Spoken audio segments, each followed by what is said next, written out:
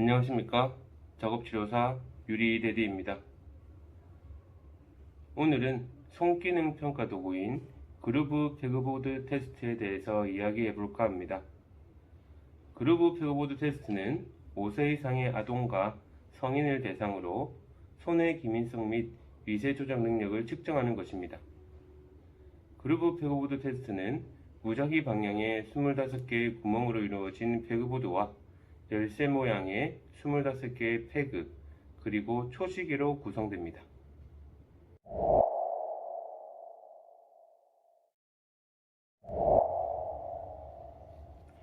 그루브 페그보드 테스트는 검사 전 연습이 필요 없습니다. 필요하다면 검사자가 줄이 바뀔 때 꼽아야 하는 곳을 지적해 줄 수는 있습니다. 아동의 경우 10개의 핀을 끼우도록 하고 핀을 꼽는 순서와 방향에 대해서 도움을 줄 수는 있습니다. 검사 전 구성요소 및 검사 수행 방법에 대해서 설명을 하고 검사자가 첫 줄을 끼우면서 시범을 보여줄 수도 있습니다. 첫 줄과 같은 방법으로 나머지 줄도 수행하도록 하며 가능한 한 빨리 옮기도록 요구합니다.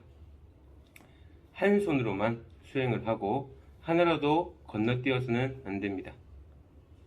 우세 손을 먼저 검사를 하고 다음으로 비우세 손을 검사합니다. 오른손으로 수행할 때는 왼쪽에서 오른쪽으로, 왼손으로 검사할 때는 오른쪽에서 왼쪽으로 페그를 꽂도록 합니다.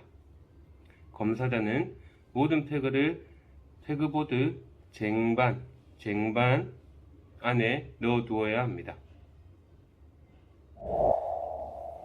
그루브 페그보드를 어떻게 검사하는지 시행하는 방법에 대해서 영상을 한번 보도록 하겠습니다.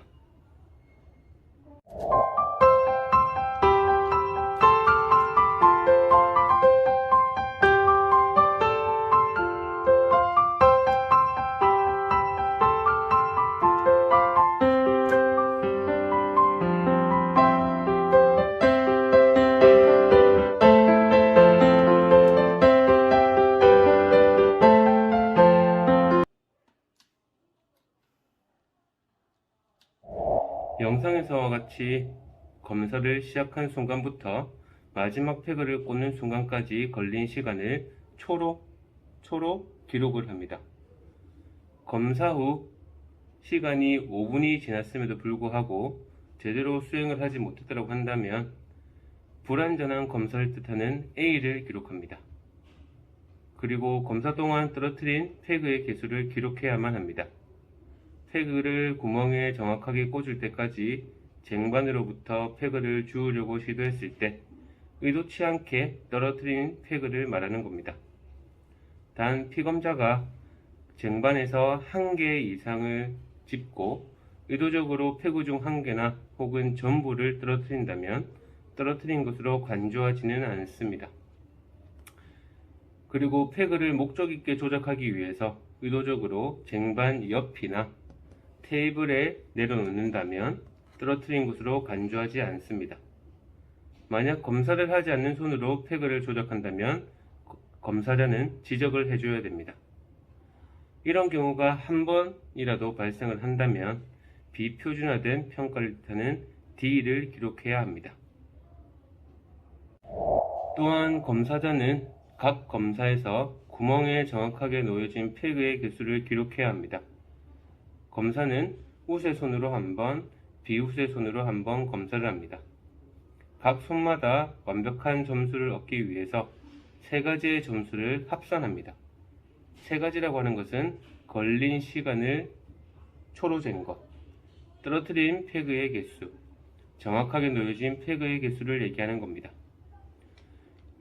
작업치료사는 그루브 페그보드 테스트 결과를 대상자의 손기능을 파악하기 위해서 적용할 수 있다는 겁니다. 그래서 그 표준치는 다음과 같습니다.